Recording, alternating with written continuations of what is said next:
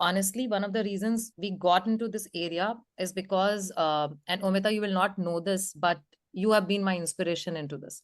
Okay. Because she's my one of my friends whom I've seen. We hear about situations, we hear about people's problem, but till the time somebody close to you you are seeing that person going through something, you actually don't even realize that, oh my God, how difficult it can be. And I remember it was my housewarming ceremony, and she came as a friend, and then after some time I saw her a little disturbed, and she said, listen, I'm not feeling well. I'm just not feeling well, I need to go home. And I was like, what happened? She said, no, no, I just came from chemo. I really tried to come and be here, but I couldn't. And she left. And that is a time, I think the whole journey of you suffering and you going through, I have seen, but I have not seen that close, because you were strong, Umita. I mean, you were very strong, but obviously your family is the one person who knows the most, right? And you are one of the survivors, and that's why I felt ki this is something I didn't know, mami ji. Honestly, if I would say this, that I talk a lot to you sometimes, whenever I have gynec issues or something, and the families we come from, the moment we start talking about these things, people are very hesitant to reply. People are very, oh, don't talk in front of your brother, don't talk in front of your father. I mean, even I have gone through that. Like, I prefer talking to my son about it because he should know about it. He should be aware. He doesn't need to know details, but he should know and aware. But I don't see that. And that's why there are a lot of women who are struggling and suffering. And if we do these screening camps, which we do, what you said is exactly, there are women who don't even know. So when we, Ankita and the team, when they go to the small villages and places, and they say, you have to come for the screening, they say, why? Why do we need to? So first and the foremost important process of screening, before even screening, it becomes education to them, that you need to know, you need to go through this, you have to do this. So my second question would be also to Umita, that uh, what did you feel, Umi, if I can ask, and if you feel free to answer this, that how did you recognize? I mean, the most important, like Dr. Sonu just said, that we don't even get to know. So how did you got to know about it, and how the journey started of you working on it and recovering from it? What was it all about? Okay. First of all, thank you, Shipra. Thank you so much for inviting me. And it's my pleasure to be here with you guys, talking about it. Because there are a lot of people who, are very scared of talking, or, they feel shy of talking about all these things. But honestly, this is something that, it should be spoken. And, Shipra is doing a very good work here, remarkable work, I would say. Her passion, her hard work, her commitment towards this NGO is really inspiring. And these camps that you guys are doing is really very nice. So if you talk about me, what I went through and everything, honestly, I had a small lump, Hmm. and I had gone to the doctor. I had visited a doctor, and the doctor said, these are those milk duct cells, so nothing to worry about. And they did a biopsy once, and they said it's okay. There's nothing to worry about. And it was there for a long time, and it started increasing. The lump started increasing. It started becoming bigger, and every year I had this lumps for approximately, I can say, 8 to 10 years. And every time I used to go to the doctor, he would just do a biopsy and he would send me back, and he was like, nothing to worry about. But there was one day that, I started, I could see um, some discharge from my nipples, and I was getting scared. Suddenly, what is this brown discharge from my nipples? And I got very scared. So I went to another doctor, and I went for another screening. I did my mammogram, and nothing came out in the mammogram. I did the biopsy. Honestly, in the biopsy, there was nothing in the biopsy, but still the discharge was there. I went to another doctor, and I did another biopsy in the same week. And that is the time it was detected as carcinoma, and that also third stage. So I don't know what happened. What I felt was I should have treated it earlier. I should have removed the lump. I should have, done something about it. But just because I was not much aware about it, I was like, it's okay. I've done a biopsy. There's nothing related to it. And I was like, okay. But then the moment I got to know it's the third stage, and then when I went through the chemo and everything, chemo is not easy. Honestly, it's just not easy.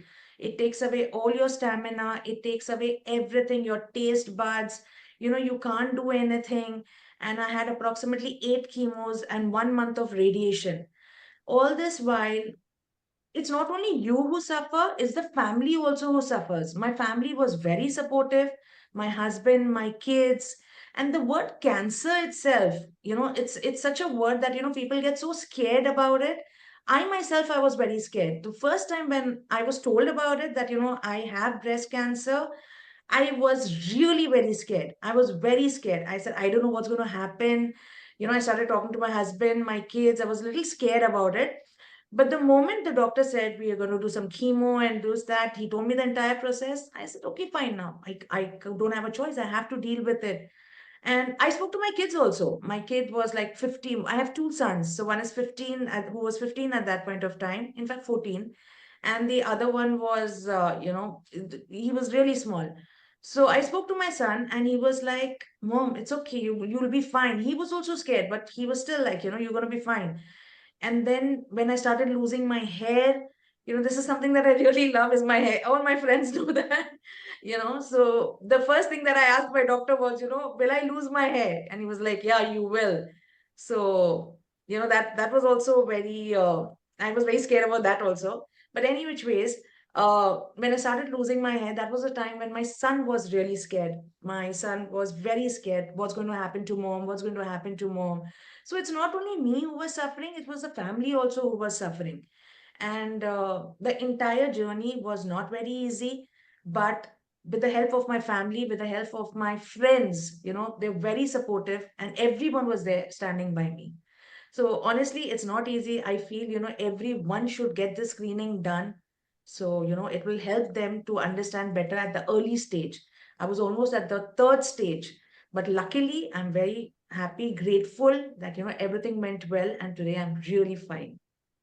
I mean, I still remember this is, you will not remember this, Umita, but one of the get-togethers. And as a woman, I think I can relate to this. She came to me and she said, you know what? My doctor was operating and she has a tattoo here. Okay. Oh, You remember this? And she said, yeah. my doctor was telling me on the operation table, Shipra, that I'm going to save your tattoo. Don't worry. Okay. And while you went through the mastectomy, okay, and you said my tattoo is saved, my Yeah. tattoos, and you were so excited about it. And I saw that light, even going through so much, you had that strong, and I'm very sure it came from the support of the family and support of loved ones and everybody together. But I have to say this, that Umi, you were very strong during this whole process. And I've seen you smiling, trying to still be there, taking a flight from India to Dubai, going through chemo and coming back. It is absolutely, I mean, I can't say it was a fantastic to see you. It was painful to see you, but your spirit was fantastic. And I wish every woman can have that. They don't have to go through it, but if they're going through it, they need to have that positivity which you carried, that it's gonna pass. This will also pass, that kind. So thank you so much for sharing that. Okay. And related to the breast cancer, I think what we do, Ankita, if I'm not wrong, on the ground is breast and cervical cancer, both of it. And Dr. Sakina, I would like to know from you a little bit, understanding is what is this breast cancer? Okay, I know a lot of people talk about it. It has become very common word now, as Dr. Sonu said. But at the same time, what exactly causes? Is there any, like, we got to know, I got a lot of information about cervical cancer today, but is there anything like that in terms of breast cancer? Would you throw some light onto that? Thank you so much for inviting me and having me here. And see, as ma'am said, yes, you're right. People talk about breast cancer, but somewhere I would say it is wrong because people don't talk about breast cancer in lot of places. Like we have seen, I have seen when I used to work in government college, people used to come in so pathetic stage where the breast is fully gone. I mean, you can see the pus oozing, the blood oozing, the skin is gone. And she says, no, mujhe laga thodi si, I thought there's something and it will be fine. But so breast cancer is the cancer of the tissues. And usually now breast cancer is one of the most common cancer in India right now. When even more than when we talk about lung cancers, and every 1 in 7 to 8 women are prone for breast cancer. Now, reason most commonly we say is we have a list of reasons to list about. But I would say what we have got seen is lifestyle changes has brought a lot of things. People eat lot of fatty food, which causes high estrogen level in the body. Then people go for late marriages. When you have a first child at a very late age, so your body is more prone for estrogen hormone, which is more likely to cause cancer. And non-breastfeeding women, like more, there's a myth among, not, I will not say a middle class family, but upper middle class, there's a myth that if I breastfeed, my figure will get spoiled. Non-breastfeeding women also have one option. There's an issue that they are more prone for cancer. Then people, I can say the younger generation, people who are not educated sexually, they just consume eye pills or oral contraceptive pills without knowing what is the content. There's a one way that you consult a proper gynecologist and you are on a contraception, that's a different.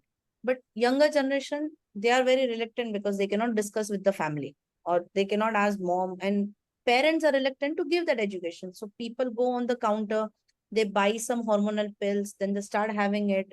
On the long run, 5 to 10 years, this hormonal pills does cause a lot of imbalance. That is another lead cause of cancer. And of course, we do have our addictions, which people think it's a style. Alcohol and smoking per se are not directly related, but they enhance chances of cancer in everything, especially breast cancer. They don't directly cause cancer. All the books have said direct causes of cancer, we cannot include smoking and alcohol, but they add up. And women, they are educated. These days, people see a lot of things going around, but they are reluctant to do self-examination. There are a lot of things available. We have mammography, which they say after 40 years you should do. Now, there is a myth that if I go for mammo, I have a lot of radiation, it will cause another cancer. No, it will not. But and if I have anyone in the house who has got cancer, I should go consult a doctor and I should get myself checked. And after every 30 year onwards, I should get mammography every year if I have first degree relative. And I would say easiest and cheapest ways, do self-examination, which people don't do. I mean, they think, how can I touch their... Some people, you are alone. You don't need to feel shy. It's for you. But people feel ashamed of that and people don't even discuss. So yes, there is awareness, but I would say still people are not aware and they are still reluctant to talk a lot of things about breast cancer. And many women die because of it, because breast cancer has an amazing survival rate if it is caught early stage. We have a lot of advances. Mastectomy is there. We have radiation. We have chemo, like how Umita ma'am said. Yes, you can save a patient at an early stage with less sufferings, provided we catch it early and it is diagnosable. Like unlike any other cancer which grows inside the body, breast cancer is very easily detectable. You detect, you palpate. If you feel something is there, get biopsy done, get mammo done.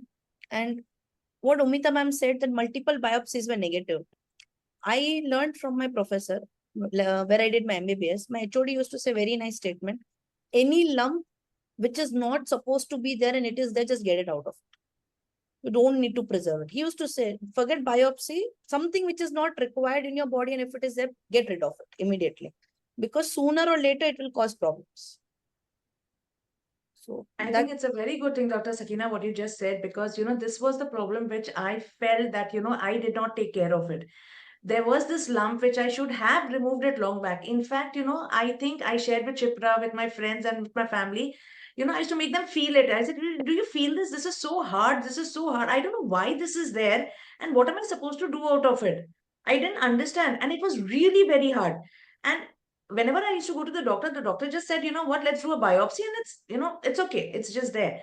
But after when it turned into carcinoma, that's the time when I realized anything that is not supposed to be there. If you feel there's something different what your body is having, I think you should get it off immediately. You should not keep it at all.